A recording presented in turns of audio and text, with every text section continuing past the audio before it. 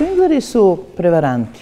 Ima ih svuda, bilo ih je u prošlim vremenima, ima ih i danas. Znači, to su oni koji pokušavaju na razne načine da se doviju, da prevare, da ostvare dobit, da sebe unaprede, pa makar preko mrtvih i eto, to su Švingleri. Odličan je scenario, prepun obrta, prepun vrlo živopisnih, zanimljivih likova. Pre svega, produkcijski je to vrlo zanimljivo jer je snimano u jednom sjajnom ambijentu, u Košutnjaku. Godine su 20. 30. godine prošlog veka i nisam igrala takav lik.